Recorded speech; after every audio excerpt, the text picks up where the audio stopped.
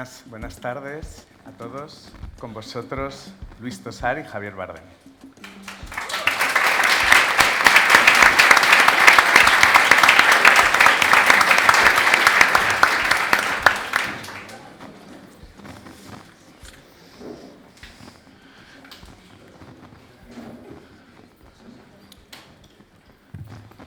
Artículo 1.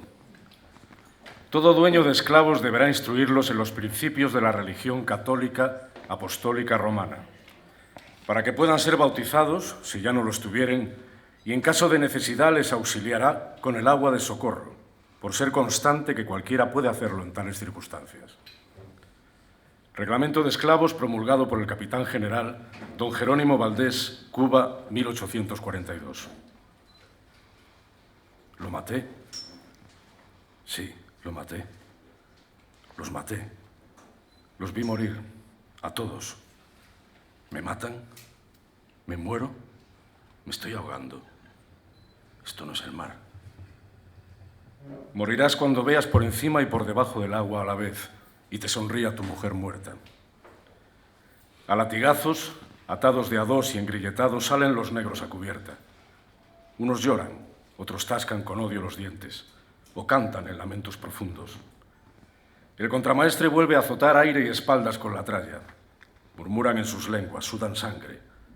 Los muleques, los críos, lloran entre hipidos y tiemblan pese a un calor de 1000 demonios que debería hacerles sentir en casa. Las mujeres lloran con rabia por el dolor de sus hijos. Todos hieden a sudor rancio y mierda las fragancias del miedo. Yo me cuelgo como un mono de una jarcia para verlo mejor. Estepa. ¿Qué hace aquí Estepa? Ríe fuerte y bromea con unos marineros. No es él, ni siquiera se parece a él, pero es Estepa. Me ve, escupe sobre cubierta, maldice y señala a los negros con un golpe de cabeza. ¿No le regalas unos a tu madre? Los esclavos murmuran, guiñan los ojos por el sol y el sudor que les entra y no pueden enjuagarse por andar atados. Simois ordena usar bombas y mangueras para darles un agua. ¡Bañad a los bozales! Lo primero es quitarles el olor a muerte que impregna la bodega, eso es lo primero. Luego afeitarlos de cualquier cabello que sea jungla para liendres. Después otra agua, esta vez dulce. Simois dejó la trata. No trae sacos de carbón, bozales, negros, piezas de Guinea, esclavos, muleques y mujeres, guerreros mandingas o dóciles yolofes. Pero aquí está, preparando la mercancía para llevarlos directamente al tablado, donde se venderán a buen precio a terratenientes con ridículas chisteras y sombreros alones de paja. Muchos pujan a pie del estrado, cambiando opiniones de entendidos. Otros, desde sus elegantes volantas, calesas, quitrines y cabriolets, veguero en la boca y disimulando entre risas las obscenidades que murmuran a las escotadas damas que se sientan a su lado. Uno de los negros, al contacto con el agua, estallan 1000 mariposas azules, irisadas, que vuelven en bandada entre los palos, vergas y masteleros antes de deshacerse en el cielo azul de Bahía. Porque estamos en Bahía. Sé que es Bahía, aunque no lo parece. También es Recife. Las mariposas giran y sus alas centellean como turbonadas. Lo hacen un par de veces riendo alrededor del cuerpo ahorcado de una antena de aquel Nicolasillo gamero que se mató en San Telmo y que ahora, sin muecas, orina como una fuente. Una mariposa enorme se posa sobre la lengua negra hinchada de mi compañerito, que la enrosca como un camaleón y se la traga. Ahora la mariposa revolotea a través de sus ojos abiertos y espantados de colgado. Yo estoy muy lejos para verlo, pero lo veo. Subo como si mi cuerpo fuera un odre agujereado, perdiendo a chorros mi alma líquida. Todos, trepados de jarcias y amuras para ver mejor, sudamos como si hubiera que devolver al mar un peaje de agua y de sal por no habernos matado. Yo no recuerdo cómo, pero ya no estoy en la jarcia, ni con Simois. Camino entre la multitud y un día de Reyes en La Habana, el verdadero carnaval de la Negrada. Un cabildo de congos, con su rey, reina y portaestandarte, vestidos con copias grotescas de las galas de los nobles y soldados españoles, me arrastra como un río por la calle Obispo hasta la plaza de armas. Bajo el balcón del Palacio de Gobierno se juntan a otros cabildos y todos gritan: ¡Viva el rey! ¡Viva el rey Fernando VII! mientras el gobernador y damas, que son calaveras pintadas, les arrojan monedas. Me escapo de allí. De gritos graciosos espantan las moscas de los opíparos banquetes de sus amos blancos. Usan largos abanicos de yarey y cuando una mosca cae en los platos, hay muchas moscas y muchos platos, allí mismo les dan de latigazos. Uno llora y se deshace en un charco que traga la tierra y procuro no pisar. Ahora camino descalzo sobre una hierba recia, grama, mientras bebo aguardiente de caña. Sí, es el jardín de las delicias de Mr. Reeves. Poco a poco me rodean súas fillas, súas meninas. Incontables, pronto son legión. Son bellas, hermosas y tentadoras como diablos. Y bailan casi desnudas a mi alrededor, abanicando el aire caliente, húmedo, con sus abiertas túnicas de fino algodón que muestran pechos llenos, con pezones puntiagudos, piernas largas de caderas rotundas y tobillos finos. Tambores, panderos y birimbaos las mueven como vientos.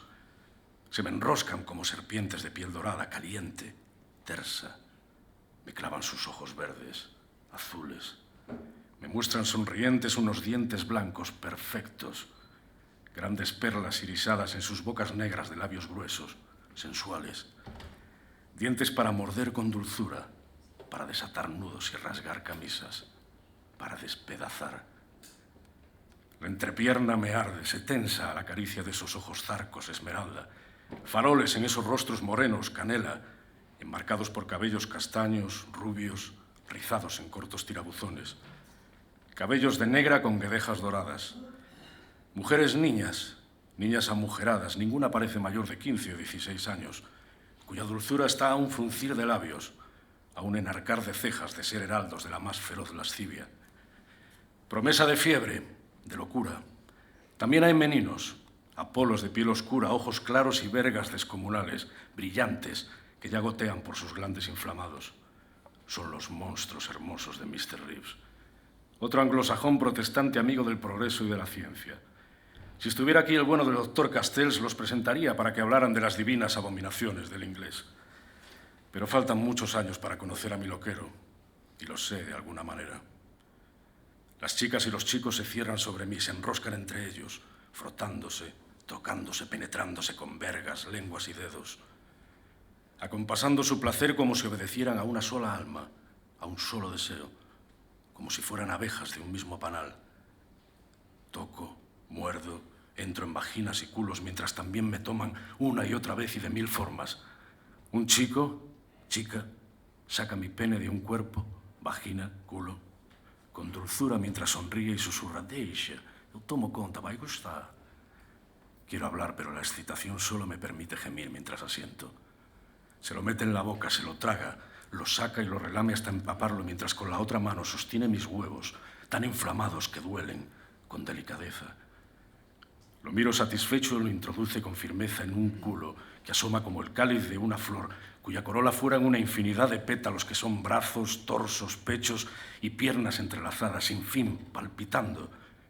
Y entonces me derramo y siento que la vida se me escapa, que un reguero de fuego me baja de la nuca por una espalda que de arquearse mar se partiría y grito. Yo grito. ¿Quién grita?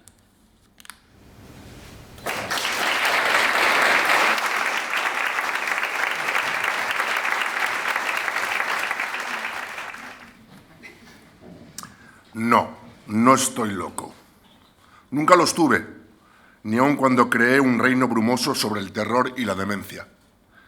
Yo siempre tuve una razón, mi razón, pues nunca culpé cobardemente ni a Dios ni al diablo por mis actos, para hacer lo que hice.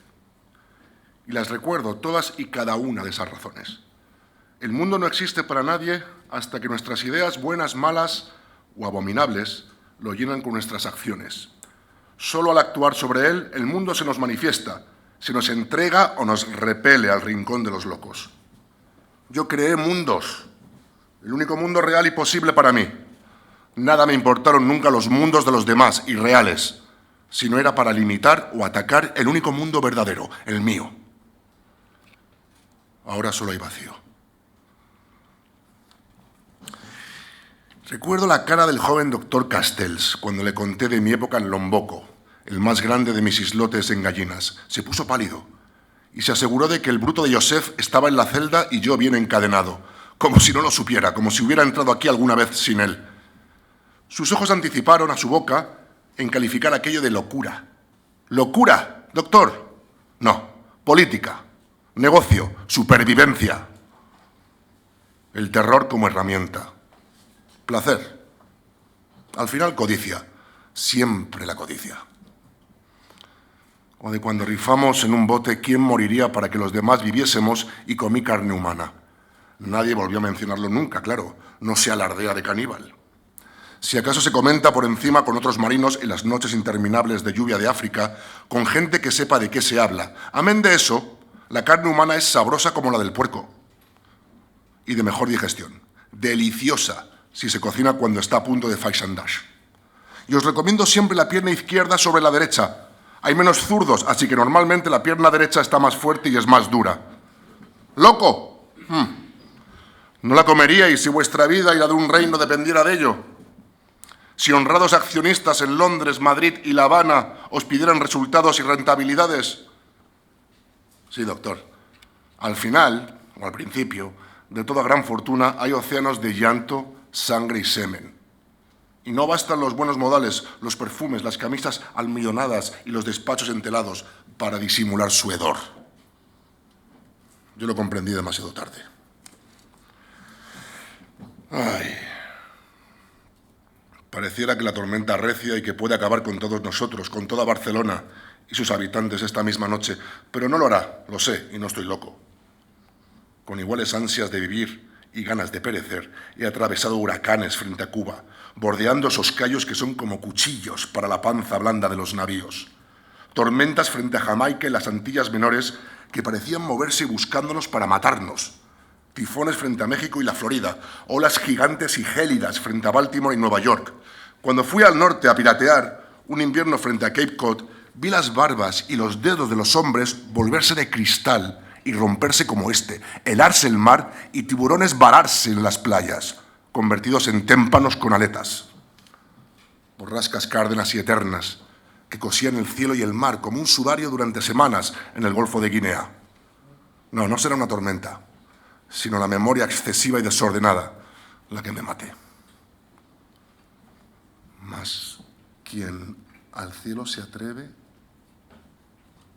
aquellos visillos de hilo blanco y la risa de mi madre. Perdonad, ahora los recojo. Pedrito, hijo, ayúdame. Sí, madre. Hilo blanco que mi madre acaricia mientras ata los visillos para que la brisa marina no los mueva, los hinche como velas y se conviertan en vaporosas presencias que añadir a las pétreas figuradas de la representación del bulador de Sevilla que hay en nuestra casa de Málaga, en el Perchel. Ven, Pedrito, ríe mi madre. Ríe porque ella es siempre risa. O así fue durante años, antes de que... Siéntate a mis pies. Se reanuda el drama que representan sano entretenimiento burgués, amigos y familiares con más, esto lo imagino ahora, no lo recuerdo, voluntad que talento. Mas quien al cielo se atreve, los dedos finos y el olor a limpio de mi madre se enredan con dulzura en los rizos de mi nuca. Mas quien al cielo se atreve, sin duda es gigante o monstruo. ¡Bravo!, aplaude mi madre, hermosamente feliz, por la sentida entonación del verso, desatando las risas de los demás. Mas quien al cielo se atreve, sin duda es gigante o monstruo. O loco, ¿verdad, doctor Castells? Supongo que yo he ultrajado al cielo, como lo he hecho con la mar y con los hombres. Sí, ahora sí estoy loco. La locura es esa voz que no quieres oír y que no calla, ese susurro atronador que no para, ese grito que no quieres gritar y te despelleja la garganta, esa mano que se engarfia, ese temblor, esa furia homicida que no sabes de dónde sale, pero que no te asusta, que te calma y que te permite dormir. Sí, imágenes de muerte y destrucción que te traen paz y un sentimiento de justicia. Eso es la locura. Demonios que no te avisan, que no esperas, que se presentan de improviso y te despedazan, te agujerean, te desgarran, de los que es imposible librarse hasta que ellos mismos no deciden irse, tan de improviso como se presentaron. El miedo a que vengan es también la locura. ¿Qué se siente al estar loco? Estar solo. Es algo que no puedes compartir con nadie, que nadie puede entender. Nadie puede ponerse en tu lugar cuando estás loco. La locura nos asusta porque está dentro de nosotros, porque la intuimos, la vislumbramos feroz por un momento, aunque luego nos libremos de ella. A los locos nos ocultan en estos pudrideros, porque un loco, para la mayoría, no es más que un boceto grotesco de sí mismos. Pero ¿quién no está loco en este mundo? Quien diga que no está loco tiene miedo y miente. Yo, un loco. Pedro Joaquín Benedicto Blanco y Fernández de Traba. Don Pedro Blanco y Fernández de Traba. Don Pedro Blanco, negrero. Pedro Blanco, gigante o monstruo. El mongo blanco. El gran mago espejo sol. El rey de gallinas, el patriota, el colonizador español. El sodomita pregonado, el pirata, el padre, el hermano. Lo pago abandonado de todos en este manicomio de Barcelona. Una pistola. Si tuviera una pistola, mancharía una pared con mis sesos.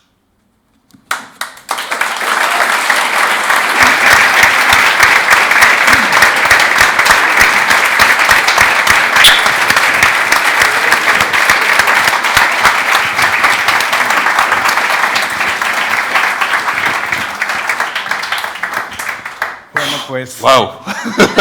iba a decir que las primeras gracias son obligadas. Gracias, Luis Tosar y Javier Bardem, por habernos metido ya de entrada en el mundo de Mongo Blanco de esta manera, ¿no? Yo es que ya no sé qué vamos a decir. Podemos levantarnos e irnos. Yo Bueno, creo que podíamos algo irnos. tendrá que decir A mí Carlos. me están entrando, después de vuestra lectura, ganas de irme a leerla otra vez. Digo, ¿para qué vamos a hablar aquí? ¿Qué vamos a contar ahora? Efectivamente. Bueno, algo bueno, intentaré. Algo tenemos que hacer, para eso estamos aquí. Estamos en la puesta de largo, la presentación de Mongo Blanco, la nueva novela de Carlos Bardem. Y la verdad es que en nombre de Plaza y Janés y de Penguin Random House, yo me siento obligado a dar gracias, varias gracias, empezando por todos vosotros, los que estáis aquí acompañándonos. Quería también dar las gracias al Círculo de Bellas Artes, donde, por cierto, hace justo 10 años presentamos Alacrán enamorado, tu anterior novela. No solo fue en este edificio, sino creo que incluso en esta misma sala, en la María Zambrano. Así que muchísimas gracias al Círculo. También a la librería Antonio Machado, que ha puesto el punto de venta afuera para que todos podáis comprar el libro y luego Carlos os lo pueda firmar también. Y gracias a Fernando Marías, que nos acompaña hoy, escritor, editor, como a mí me gusta llamarte, agitador cultural también. Además, fundador de la empresa teatral Hijos de Mary Shelley. Y sobre todo, y creo que es lo más importante que quiero destacar de ti, ahora que estás aquí, es que eres un excelente lector. Y yo cada vez que te he escuchado hablar de novelas, me he quedado totalmente alucinado porque consigues meterte en el fondo de todos los temas, en la complejidad, cuando las novelas efectivamente tienen esa profundidad y esa complejidad, y consigues sacarles todo el jugo y todos los temas, y esta es una novela de la que yo creo que se puede sacar mucho jugo. O sea que muchísimas gracias por acompañarnos. Y gracias, Carlos, porque bueno, tú tienes ya una dilatada carrera literaria. En Plaza y Janés empezó con un libro que se llama La Bardem, que editó David Trías, que está por aquí también. Bueno, por supuesto, tenemos a La Bardem aquí con nosotros. Muchísimas gracias por acompañarnos y que fue tu primer contacto, efectivamente, con Plaza. Después publicaste Alacrán enamorado, efectivamente, hace 10 años. Yo espero que en algún momento le preguntes, Fernando, si no ya lo haré yo, ¿por qué han pasado 10 años hasta que nos has entregado un nuevo manuscrito? Bueno, has visto que son 620 páginas. Eso cuesta un poco, ¿no? Eso cuesta un poco. Pero bueno, en cualquier caso, mis gracias por seguir confiando en nosotros. No, estoy muy agradecido por el magnífico Durante... Bueno, hemos hecho lo mejor que hemos podido, ¿no? con tu novela. Bueno, pues una edición que esperemos esté a la altura del contenido. A mí, de todas maneras, sí me gustaría decir un poco como editor, un poco dos cosas muy breves, creo que lo interesante lo dirá después Fernando, pero como experiencia de lectura, cuando yo leí el manuscrito por primera vez, claro, yo tenía en la cabeza Alacrán enamorado. Habían pasado 10 años, pero era lo último que había leído de ti, lógicamente. Y entonces, cuando empecé a leer Mongo Blanco, lo primero que pensé es como, bueno, estamos ante una novela muy diferente por muchos motivos, muy diferente por la temática, pero también por el momento histórico en el que una y otra se desarrollan, efectivamente porque tú todo lo que contabas en Mongo Blanco eran cosas que tú habías vivido directamente. Era una novela ¿qué he dicho? En Alacrán. En Alacrán. Era una novela que realmente estaba contada desde tus experiencias, ¿no? Y luego también era una novela, me parece a mí, que estaba escrita con un estilo que era casi como un estilo de boxeador, ¿no? O sea, tú dabas como con cada frase como ganchos de izquierda y derecha, puñetazos, quiero decir, tenía como un ritmo muy actual también, muy diferente a cuando te metes en el siglo XIX, en la piel, en primera persona, de un personaje histórico real como es Pedro Blanco, como es el Mongo Blanco. Claro, ese choque, yo lo primero que pensé cuando me dejé atrapar por la novela fue, bueno, aquí tenemos un escritor de raza. Es decir, este no es un escritor que tiene solo un registro, este es un escritor que efectivamente ha podido pasar de la contemporaneidad, ¿no?, de Alacrán enamorado a meterse en la piel de un personaje histórico del siglo XIX, con una cantidad de documentación que tiene esta novela y una cantidad de trabajo detrás, que ya no solo es el estilo, sino que tiene que ver con, bueno, cómo nos metes en la atmósfera de la Málaga que lucha en la guerra de la independencia contra los franceses, pero luego cómo te metes en cómo se navegaba en aquella época, en los viajes transatlánticos, ¿no?, hacia América, La Habana, etc. Y luego también todo el mundo de Gallinas, que es el reino que Mongo Blanco digamos que consigue montar en África, en la costa africana, con toda esa industria, ¿no?, de captación o de secuestro directamente de esclavos para luego la venta, etc. Todo eso a mí me dejó alucinado, por mucho que tú seas historiador de formación. Quiero decir, hay que hacer una labor ahí muy intensa de documentación y que desde el primer momento yo me di cuenta del trabajo que había detrás de la novela. No es un spoiler si digo, y además han leído algo Luis y Javier sobre esto, que es una novela que comienza con nuestro protagonista ya mayor, ya pues una edad muy avanzada, en un manicomio, no sé cómo se llamaría en aquella época, pero que en cualquier caso él desde ese encierro nos contará toda su vida, o se lo contará no solo al lector, sino también a su psiquiatra o psicólogo, también como se llamara el doctor, como se llamara en aquella época esa figura, y a partir de ahí, pues nosotros, como en una novela río, empezaremos o sabremos todo lo que fue la vida de este Mongo Blanco. Solo quiero decir una cosa más antes de pasar la palabra a Fernando, y es que yo creo que como en la tradición de la novela de aventuras buena, porque esto es una novela de aventuras también, aparte de muchas otras cosas, y estoy pensando en Joseph Conrad o estoy pensando en Melville, utilizas esta peripecia, este personaje histórico de Mongo Blanco, no solo para contar una aventura, sino para contar la que debe ser la aventura más importante de todas, que es la que todos hacemos hacia dentro de nosotros mismos, ¿no? Y como en El corazón de las tinieblas o como en Moby Dick, ese viaje no es un viaje a un sitio luminoso, es un viaje también al oscuro que todos llevamos dentro.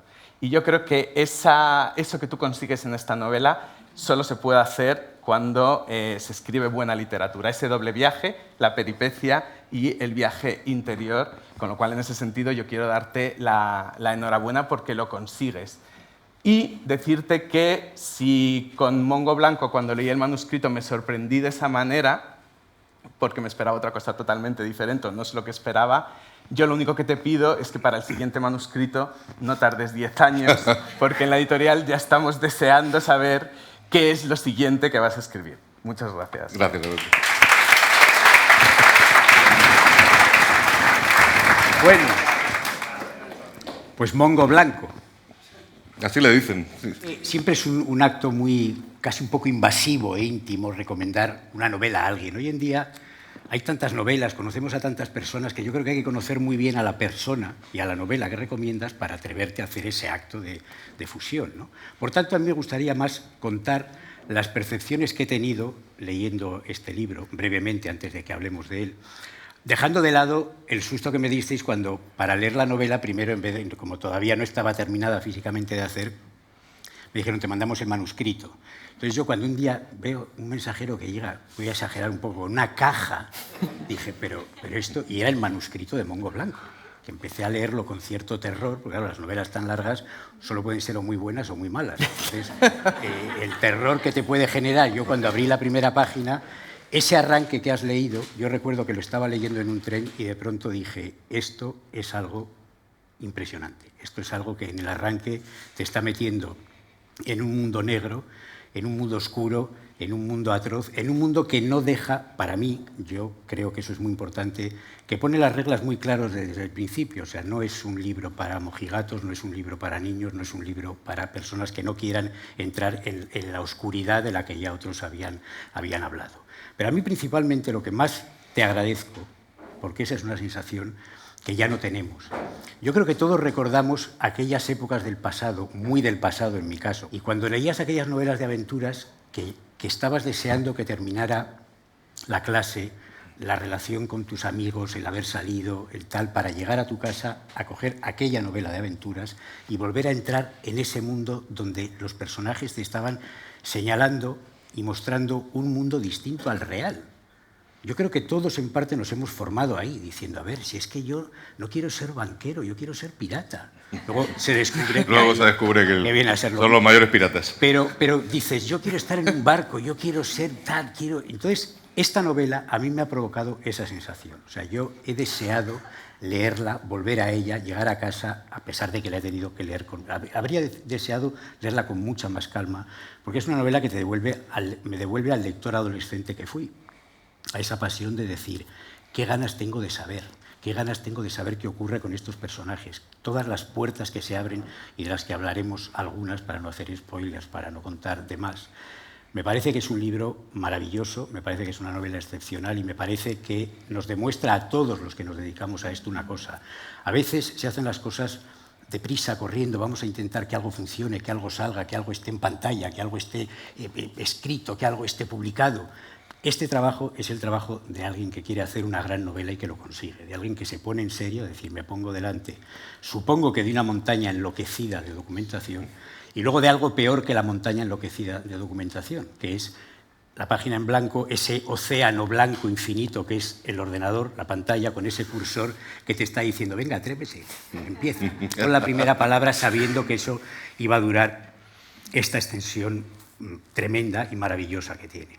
Yo creo que hay muchas cosas que se pueden hablar de este libro. Yo creo que tal vez tiene un cierto orden, que empecemos a hablar de Mongo Blanco, que empecemos a hablar de Pedro Blanco, que nos cuentes quién es Pedro Blanco, por qué decides contar la historia de este personaje, por qué decides darle esa magnitud que tiene el personaje. El asunto es que, aclaración, porque es una cosa que vengo repitiendo en varias entrevistas, yo no soy historiador, soy licenciado en Historia, que es distinto. Un historiador es un señor que se dedica a investigar y a producir monografías. Tú podrías hacer una tesis con todo lo que has sacado. Pero quiero decir, soy un apasionado de la historia. A veces compañeros escritores o guionistas me miran raro porque yo suelo decir que cualquier cosa que se le ocurra a un guionista o un novelista, ya hubo alguien que la vivió, más grande, más hermosa, más terrible o más apasionante. Y yo leo mucha historia. Entonces yo me encontré un pie de página que se refería a un tal Pedro Blanco Fernández de Traba, el más grande negrero del siglo XIX de origen malagueño. Era un poco más o menos venía a decir eso, y daba una referencia bibliográfica.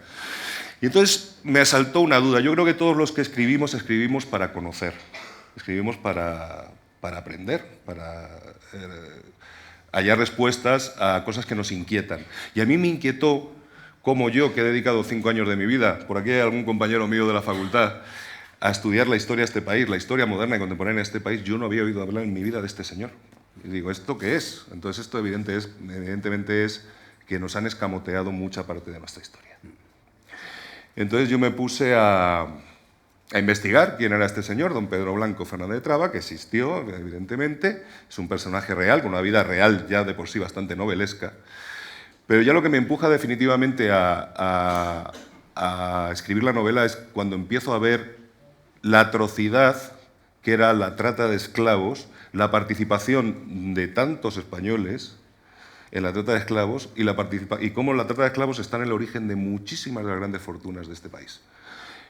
Y de muchas instituciones, como la Bolsa de Barcelona, como la ampliación del Eixample de Barcelona, que se hizo con dinero de la trata, que los tratantes catalanes de Cuba invertían en bienes inmuebles en Barcelona, como Eugeni Güell, el padre de Joan Güell, el mecenas de de Gaudí era un tratante de esclavos, cómo un tatarabuelo o dos tatarabuelos de Artur Mas y otro cercano eran capitanes negreros, cómo la mayor propietaria de esclavos de la historia de este país fue la reina regente María Cristina de Borbón, que tenía el ingenio de azúcar más grande de Cuba, el Santa Susana, junto con su marido morganático, Antonio Muñoz, duque de Riansares, y fue la mayor propietaria de esclavos. Cómo el arzobispo de Toledo colocaba las rentas del arzobispado en comprar esclavos que Pedro Blanco enviaba a Cuba y a Puerto Rico, con el argumento de que siempre vivirían mejor como esclavos bautizados que como negros libres en sus junglas. Entonces yo, claro, me encontraba con estas informaciones y decía, pero aparte de que son el sostén perfecto para una maravillosa novela de aventuras, porque estoy contigo, detrás de esto está mi amor como lector a las novelas de aventuras desde Salgari para adelante, pero también la necesidad de entender por qué a veces nos ocultan estas cosas. Bueno, la explicación es obvia, nos lo ocultan porque hay gente muy poderosa en este país que no quiere que hagamos genealogías de sus fortunas, ¿no? Y eso fue lo que me llevó a escribir la novela. Eso, insisto, y el amor a la novela de aventuras. Yo creo que todo escritor es por fuerza primero un lector ávido. Yo he sido muy lector, muy ávido, muy caótico, muy asistemático. He leído de todo, cosas muy buenas, cosas muy malas, todo muy mezclado. Pero sí, yo me inicié con Salgari, el Corsario Negro, los Tigres de Montplacén, con Jack London, con todo. Luego pasamos a Conrad, a Stevenson, a Melville. Y quizá me preguntabas antes, off the record, ¿cómo influye mi cultura audiovisual en esto? Influye en que yo siempre pensaba, antes de acometer esto, pensaba, ¿cómo serían los libros de aventuras que yo leía de joven si los hiciera HBO? Quiero decir, en el sentido de no ahorrarían nada de violencia, no ahorrarían nada de sexo, serían explícitos.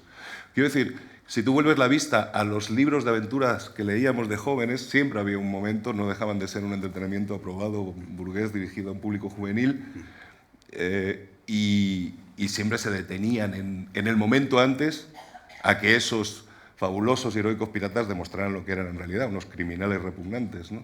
Claro, eso no estaba nunca en la... Es que eso, por ejemplo, yo creo que es un elemento que realmente añade esta novela y trae como nuevo. Siempre cuando vemos las películas, más allá de las novelas, las películas que tal vez es más concreto, las películas en las que un barco negrero va llevando su carga y otro barco comandado por Gregory Peck o Robert Taylor, los salva, pero no sabemos ni para qué los salva ni de qué. Es decir, es el protagonista que intercepta el barco negrero y libera a los negros, no se sabe para qué. Bueno. Falta la mirada política, la mirada histórica. Bueno, la verdad es que hasta finales del siglo XIX cruzarte con un barco en alta mar nunca era motivo de regocijo, casi siempre era motivo de que te abordaran si llevabas menos hombres o menos armas a bordo y te robaran y te hundieran. Cuando Gregory Peck y todos estos, el Caballero de los Mares y todos estos liberaban un barco de negros, lo que hacían acto seguido era llevarse ellos los negros y venderlos. Eso no nos lo contaban. Y eso es la parte que no te contaban. Entonces, yo creo que sí quiero pensar que es una muy buena novela de aventuras, escrita según los códigos más modernos de la narrativa, ¿no? Sin ahorrar. Una de las ideas de que Luis y Javier nos regalaran esta maravilla que nos han regalado, oír estas palabras en su voz, es que yo creo mucho en el poder de la palabra, no solo como contenido de un significado, sino como vehículo en sí mismo, que tiene una cualidad mágica para transportarte a un lugar. Yo me he esforzado mucho en recrear, sin hacerlo incomprensible para el lector, él habla de la trata, él habla del 19, ciertos modismos y localismos cubanos de la época, porque creo que hay palabras que simplemente al oírlas o al leerlas ya te llevan a un sitio. Son palabras que ya no usamos, que son palabras que te hacen viajar, que te trasladan inmediatamente a otra época. Por eso quería que ellos lo leyeran y que lo hicieran como lo han hecho. Muchas gracias, de verdad que ha sido...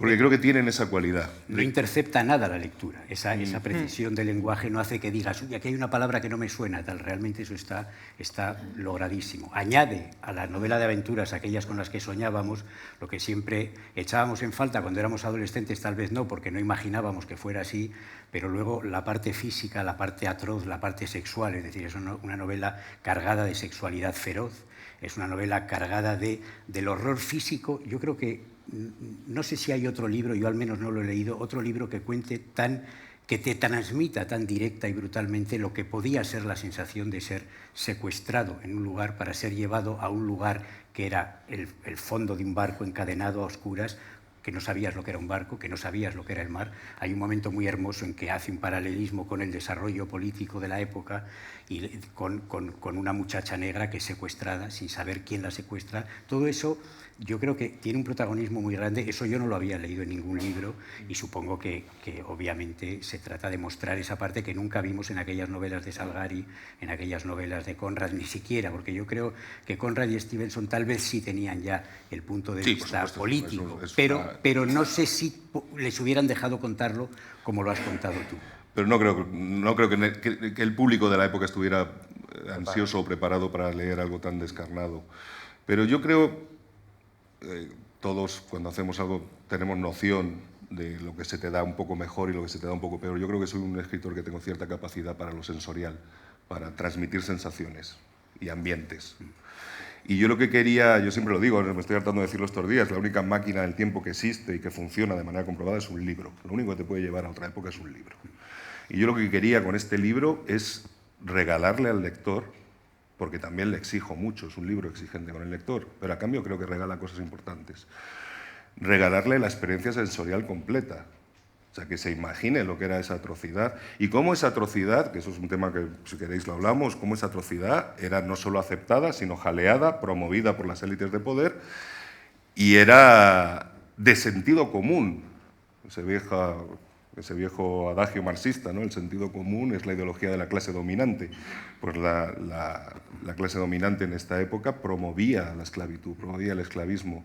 Nosotros siempre asociamos, que esto tiene que ver con lo que hablábamos al principio, el origen de esta historia. Tú cuando le preguntas a cualquiera, oye, la trata de esclavos, enseguida te va a saltar con los estados esclavistas norteamericanos o de la Confederación, el algodón, alguno, Brasil, pero nunca te hablan de Cuba, de las enormes plantaciones de caña, del desmonte a machete de los negros, de la barbaridad que era aquello, ¿no? Y entonces, esto de alguna manera también es mi contribución a poner un poco de luz en esto, es decir, cómo funcionaba esta sociedad, qué había en la cabeza de la gente, porque también la mayoría pensamos que la esclavitud era una cosa vinculada a las grandes plantaciones, a lo que se llamaba la economía de plantación, ya fuera de algodón o ya fuera de caña. Y no, la esclavitud era una manera de vivir. O sea, el señor que tenía un pequeño colmado, con sus ahorritos, se compraba a su esclavo para que trabajara por él en el colmado. La costurera que empezaba a tener encargos, se compraba a su esclava para que cosiera por ella. Aquí reproduzco varios... en esta época había un periódico importante en La Habana, el Diario de Avisos, y tenía 2 secciones. Reproduzco varios de los anuncios. 2 secciones de anuncios, ¿no? Y uno venía a decir, bueno, mañana ha llegado la goleta, la Estrella, capitaneada por el capitán don Fernando Marías, que trae 800 negros mina Igbo, que se subastarán en el tablado, que se montará, casualmente siempre se montaban a la puerta de las iglesias, y eran los curas los que solían pregonar las ventas de los negros, y tal igual. Pero acto seguido había otra sección que era de trueque. Los esclavos eran bienes inmuebles. Perdón, bienes muebles en el sentido de que se podían mover. Entonces se cambiaban, decían, cambio cocinera, un yolof sin tacha. Un esclavo sin tacha era un esclavo que no era ni borracho, ni jugador, ni ladrón. Entonces eso se consideraba un esclavo sin tacha y eran más valiosos. Cambio una cocinera wolof sin tacha por una mesa, 4 sillas y una alacena. Cambio 2 negros buenos para machete, para desmonte, por 3 cerdos y un caballo. Ese artículo que ha leído Luis al principio es un artículo del Reglamento de Esclavos que promueve un capitán general, Jerónimo Valdés, que nosotros lo leemos. Yo lo pongo al principio de cada capítulo porque quiero que sitúe al lector, o sea, tú lo lees desde ahora y te parece una atrocidad. Y sin embargo, para la época era muy progre. Y provocó grandes protestas de los dueños de esclavos que decían, bueno, este señor capitán general, ¿qué cojones es para decirme a mí lo que yo tengo que hacer con mis negros? ¿Me va a decir acaso lo que tengo que hacer con mis cerdos o lo que tengo que hacer con mis vacas?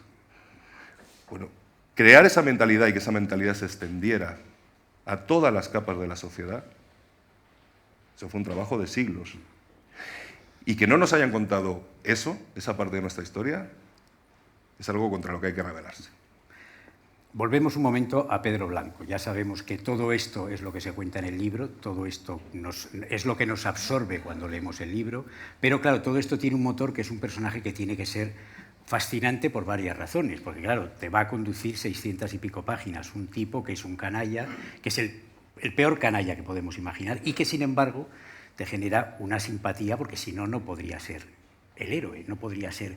Esa extraña fascinación, ¿cómo has concebido este personaje tan atrayente? ¿Cómo logras seducirnos, Pedro Blanco? Porque estamos viendo lo canalla que es y, sin embargo, en cada página estamos de alguna manera seducidos por él. Bueno, ahí intervienen varias cosas. Primero, el personaje real en sí era un tipo brillante. De por sí tenía su atractivo. O sea, era un gran marino, sin ninguna duda, era un aventurero arriesgado y era un tipo muy, muy, muy culto y muy, muy, muy bueno en lo que hacía. El problema es que lo que hacía era una atrocidad, pero era brillante en lo que hacía. Evidentemente, cuando tú te planteas que el protagonista de tu novela... Esta novela tiene una originalidad que esa sí me la atribuyo. Hay mucho escrito o filmado sobre las esclavitudes del esclavo. No hay casi nada de las esclavitudes del negrero. Aquí el protagonista es un negrero. Y nos va a explicar por qué hace lo que hace. Y esto tiene la duración que tiene, son 620 páginas. Si tu personaje es absolutamente repugnante, es incapaz de leer el libro. Tiene que haber, en algún punto, tú tienes que verte seducido por este tipo. Yo intenté dotarle, aparte de lo que ya traía, digamos, de serie, del personaje histórico, dotarle de cierto cinismo, de cierta entidad filosófica, para que entablara con este joven e idealista médico que le trata, el doctor Castells, que en el fondo es el lector. El doctor Castells es la voz, es lo que diríamos cualquiera de nosotros puestos ante Pedro Blanco. Y Pedro Blanco se lo lleva a su terreno, porque es un hombre brillante intelectualmente. Si no es imposible. O sea, los personajes malvados son muy atractivos, siempre son más divertidos que los buenos. Es muy difícil, aquí hay grandes actores y maestros de actores y saben que lo más difícil del mundo es interpretar a un señor bueno. Es muy difícil hacerlo de una manera interesante. Mi hermano lo hizo hace poco y muy bien. Interpretar malvados y malvadas es siempre como más fácil y más atrayente. Construir un personaje que objetivamente es atroz, que te diga por qué hacía las atrocidades que hacía y que tú llegues a empatizar con él. Yo mientras escribía me hacía apuestas a mí mismo sobre en qué punto el lector sacudiría la cabeza y diría, un momento, que me estoy yendo al otro lado, me estoy yendo al otro bando. Y eso solo se consigue dotándole de muchas armas, dotándole de un discurso muy atractivo y luego exponiendo la parte de peripecia real o novelada de la vida de este señor, que es como una película de aventuras. Y la parte, yo imagino que obviamente eso está inventado porque no estará escrito en ninguna parte, pero a mí me ha interesado mucho la parte interior de ese personaje que te has tenido que inventar o que has tenido que decir, más o menos yo calculo que iría por aquí. Da la sensación, según vas, creo que eso contribuye a la simpatía que el lector siente por él, a cómo te dejas seducir por él más que a la simpatía, que es la idea de que es un hombre que se mueve al principio por el miedo, es un hombre que está acosado por todo el tiempo, el miedo a sentirse solo, a perder a su familia, al miedo a la pobreza, todo eso de alguna manera lo impulsa para hacer todo lo que hace. Pero claro, todo lo que hace, en ese sentido es un héroe o un villano muy moderno, todo lo que hace le lleva, sumado a su brillantez, a una vez va perdiendo los miedos, y desde luego los pierde de una manera admirable, entre comillas, ese paso que da de ser el brillante marino, el brillante negrero, cuando empieza a concebir y decir, oye, ¿no será el momento de empezar a ganar respetabilidad de empezar a convertirme en político, de empezar a pensar en otro nivel, eso también resulta muy atractivo para nosotros, porque yo creo que la conversación que tiene con Castells, del que me gustaría que habláramos un poco, verdaderamente hay algo muy inquietante en esta novela. Pedro Blanco es tan seductor que tú estás escuchando cómo razona y dices, si yo hubiera sido una persona con un compromiso diluido, con poca inteligencia, con poca voluntad, o que me dejase llevar, arrastrar por el dinero fácil, ¿es posible que me hubiera puesto a colaborar con un hombre como Pedro Blanco? Porque creo que esa pregunta está lanzada al lector. Bueno, eso es como influye el marxismo ortodoxo en la narrativa. Quiero decir, yo no creo en los hombres excepcionales. Yo creo en los momentos que crean hombres útiles. Es el momento histórico, es el sistema el que crea el héroe que necesita o el monstruo que necesita. Este fue Pedro Blanco Fernández Traba, pero era el esclavismo el que le crea, el que le da el marco donde él puede volcar todo lo que es su miedo. Y eso, evidentemente, tú cuando creas un personaje, yo hablo mucho de mí a través de Pedro Blanco. Yo he tenido contacto con la violencia, la he sufrido y la he ejercido de alguna manera en momentos de mi vida. Y tengo muy claro que el origen de cualquier violencia es el miedo. Y que una respuesta violenta a algo siempre es una respuesta de terror a algo. Y estos grandes monstruos siempre actúan por miedo. Ellos tienen miedo de que... pues, no voy a desgranar los miedos de este señor para que os compréis la novela, la leáis y tal. Pero él actúa por miedo, es el miedo el gran motor. Y luego cuando él decide dignificarse o intentar lavar su imagen, es el miedo por otra persona, es el miedo por su hija el que le mueve a hacerlo. También hay una especie de, o lo intuyo yo, porque pienso que es algo que todos, según vamos sumando años, vamos sintiendo dentro, y probablemente los malvados ejemplares como Pedro no son ajenos a esa idea, y es esa idea de que cada vez te regresa más cuando fuiste feliz en la niñez, cuando tal, en los deseos de tu hermana, el lugar donde naciste, el mar si lo tuviste cerca. Yo creo que eso está unido a los seres humanos. Creo que es imposible escapar de ese deseo de regresar a lo que fuiste en el pasado, tal vez porque fue el único lugar de la inocencia. A mí me parece que tu personaje tiene, a pesar de lo atroz que es, para mí hay algo en ese personaje de una búsqueda, si quieres, metafórica, poética, de una especie de decir, ¿dónde estuvo la única vez que yo fui feliz? Pues aquella remotísima vez de la lejanísima infancia. Bueno, es aquello de que la única patria es la infancia, ¿no? Y la inocencia, tal vez. La inocencia, ¿no? Sí, ahí también intervienen... Yo creo que este libro, o eso pretendía al escribirlo, como digo, es exigente con el lector. Pero creo que a cambio da muchas lecturas, hay muchos libros dentro de este libro y hay muchos temas dentro de este libro. Y dos temas que a mí me obsesionaban y que creo que sí son rastreables en el resto de mis novelas, es siempre la locura y es siempre la memoria. A mí me fascina la memoria, lo mentirosa que es. Yo siempre cuento una anécdota. Nos conocimos con Plaza porque yo redacté las memorias de mi madre. Hay una etapa de la vida de mi madre en la que evidentemente yo ya soy consciente y ella me contaba sus recuerdos, situaciones en las que yo ya estaba presente y yo las recordaba, y yo no las recordaba así. Claro. Y eso no quiere decir que no fuera verdad lo que decía ella, ni que no fuera verdad lo que digo yo. Nosotros reconstruimos a posteriori nuestro pasado, normalmente de una manera muy indulgente. Yo creo que la memoria es una novela. La memoria es una novela que nos escribimos cada día y que de pronto decimos... Y donde solimos salir victoriosos sí. de muchas cosas. Aquel día de hace 14 años, aquella noche, lo que hice, qué horror, qué espanto. Ah, pero un momento. Fue aquello lo que hice. Claro. Eso lo hizo aquel primo Manolo que estaba por ahí. Eso es así. Sí. Nos reescribimos continuamente. Entonces a mí me interesaba mucho el delirio de este hombre, la peripecia vital de él. Si es cierto, él muere loco, encerrado en un manicomio en Barcelona, que las noches de tormenta él piensa que es un negrero y amotina al resto de los locos contra los cuidadores. Y me interesaba mucho porque sí son dos temas que me obsesionan. Uno es la locura, que la intuyo, la percibo, la huelo, me giro y no la veo, pero sé que anda por todas partes, que está muy... Nosotros llevamos a nuestro loco pegado, que entronca también, es un tema muy shakespeariano.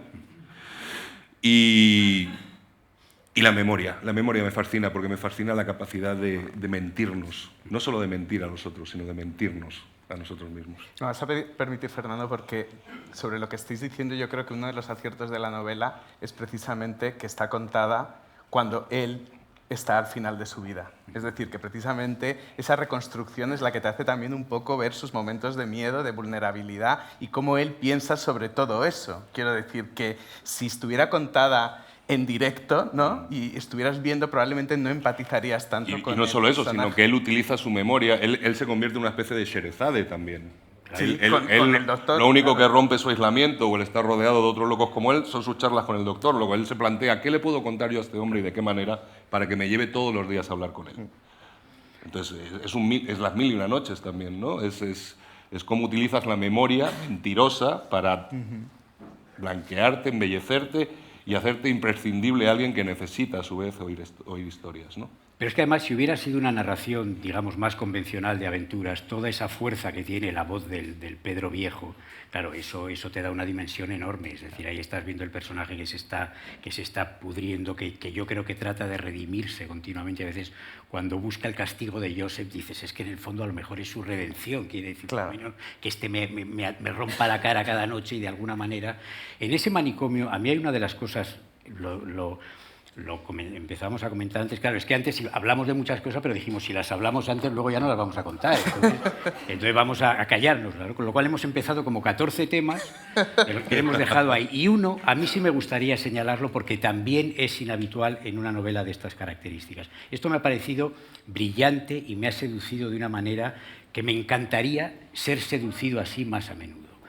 Efectivamente, ese manicomio donde Pedro, protagonista absoluto del libro, habla con otro personaje fascinante, ya se ha hablado un poquito de él, pero a mí me parece maestro y me gustaría señalarlo como el joven doctor Castells, que tú empiezas a leer la novela y dices, este tío, bueno, se ven cosas raras, ¿no? Dices, intuyes, dices, habla de una manera peculiar, propone preguntas tal vez muy avanzadas para la época, pero ahí hay un discurso y tú poco a poco vas notando, sin que se te dé ningún dato de quién es Castells, pero tú vas notando que desde luego no es un doctor que está tratando de curar de qué a este hombre, ¿no? Esa especie de limbo moral, mental, en el que está Pedro Blanco, en el que no se sabe muy bien si Castells es un San Pedro light o disfrazado de San Pedro light, o que no se sabe muy bien qué es.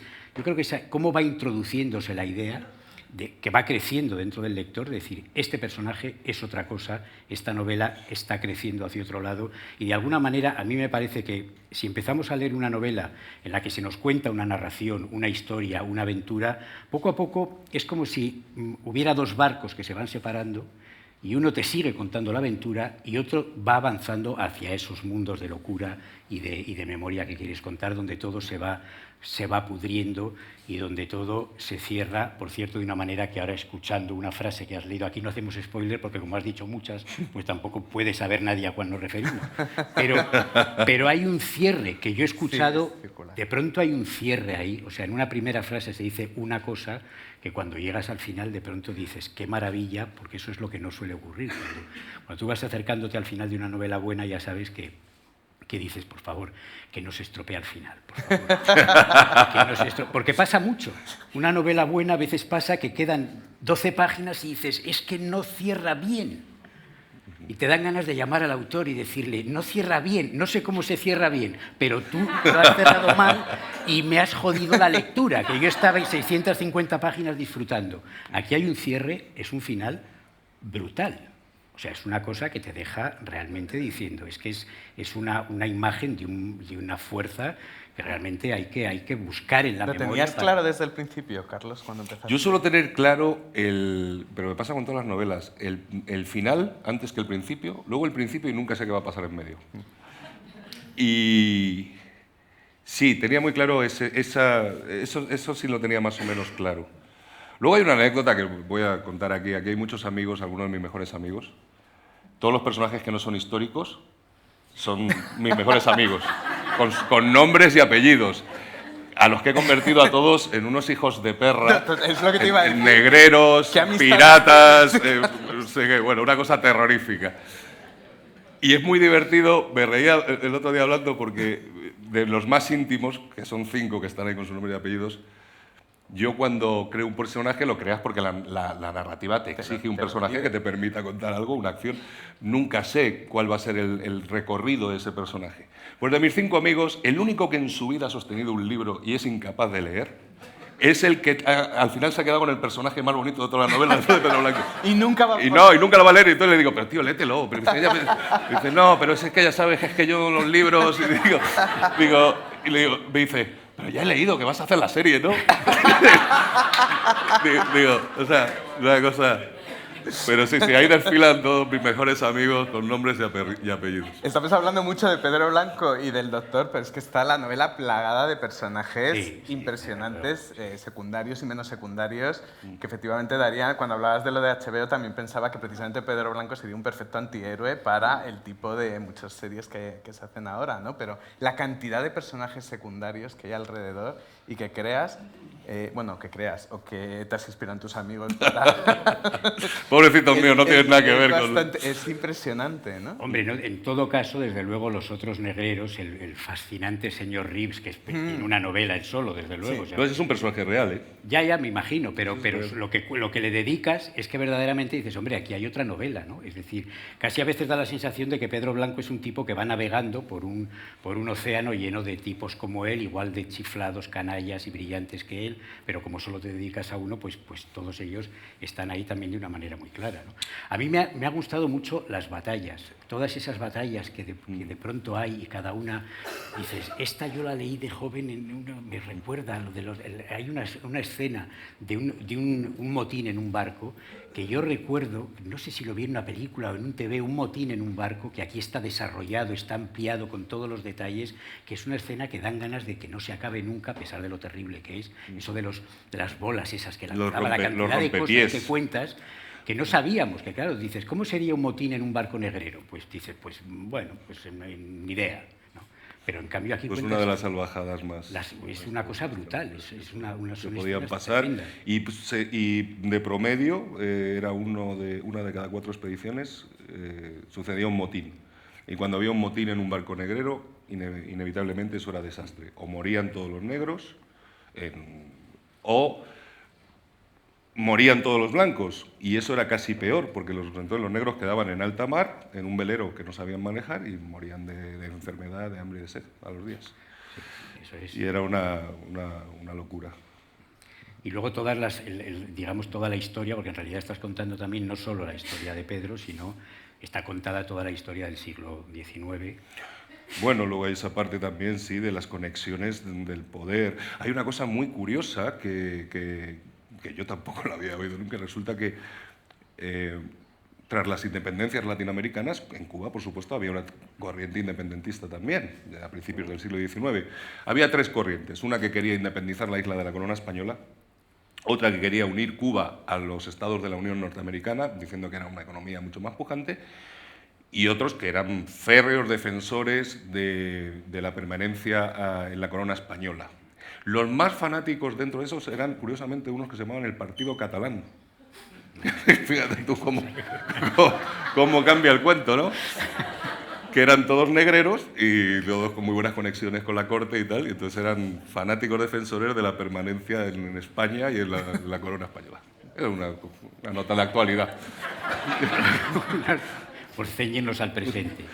Normalmente en este tipo de historias supongo que la presencia de las mujeres está contada como a qué se limitaba su papel, pero hay unos personajes femeninos muy poderosos, todos ellos. Y yo creo que hacen el contrapunto, lógicamente en la historia no pueden tener un protagonismo mayor, pero a cambio tal vez la intensidad que tienen es enorme. Es decir, Rosa, la hermana...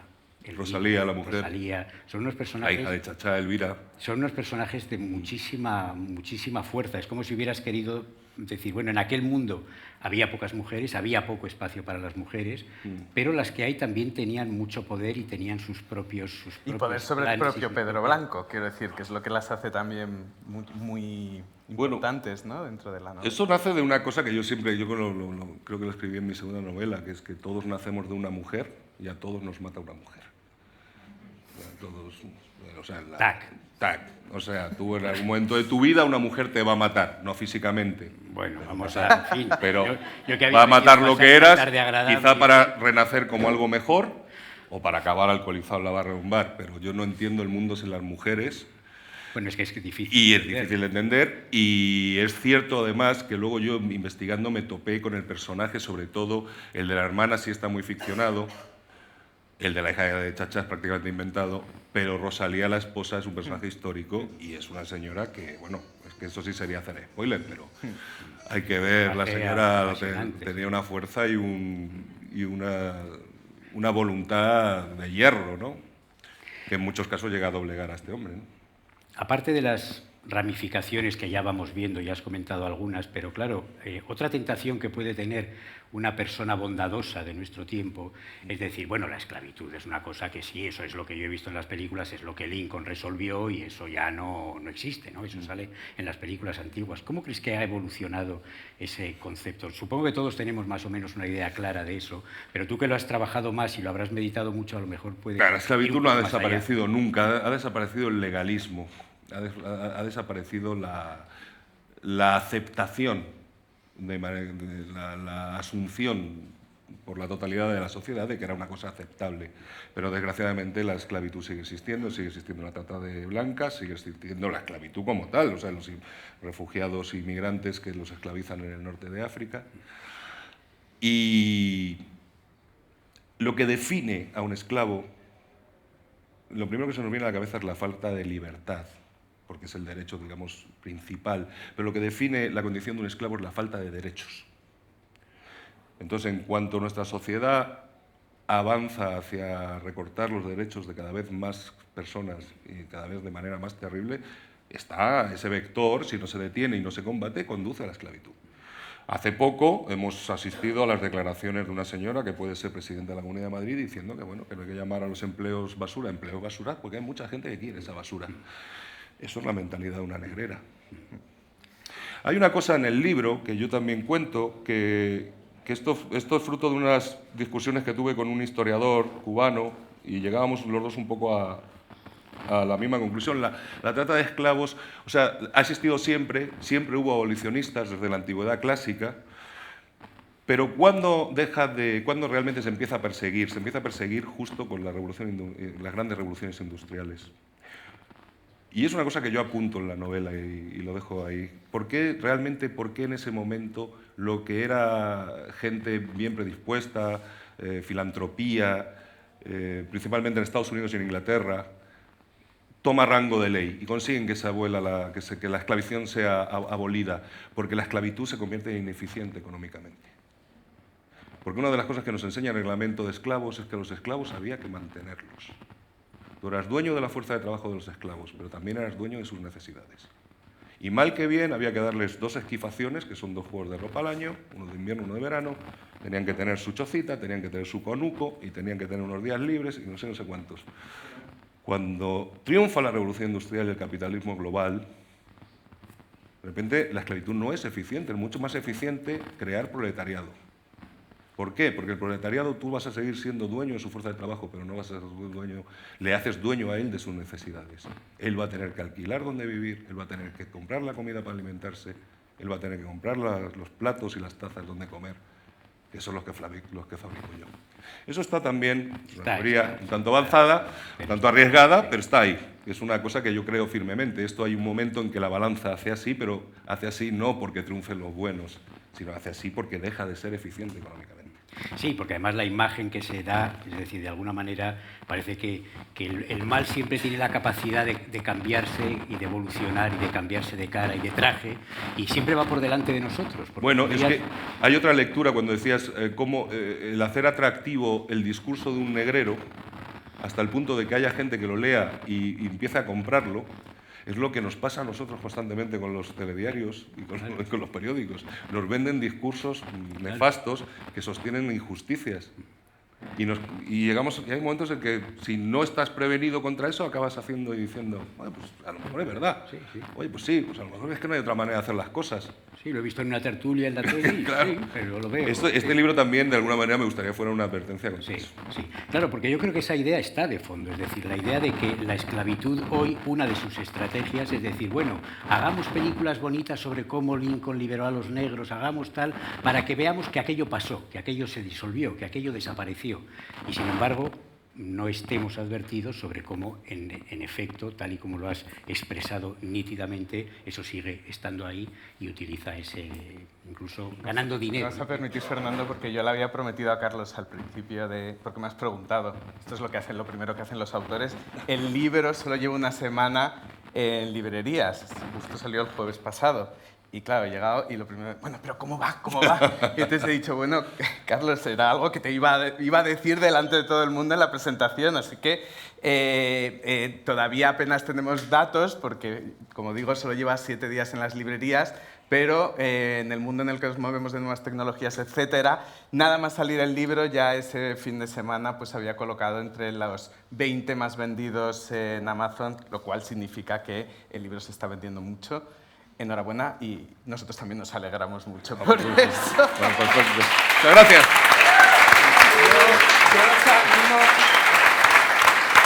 Yo os animo a todos a que lo compréis, lo regaléis, lo recomendéis si os gusta, que estoy convencido de que va a ser así.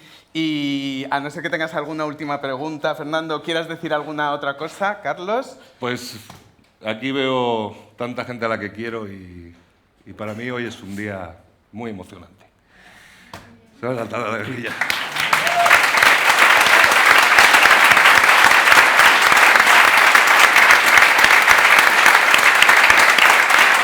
Gracias.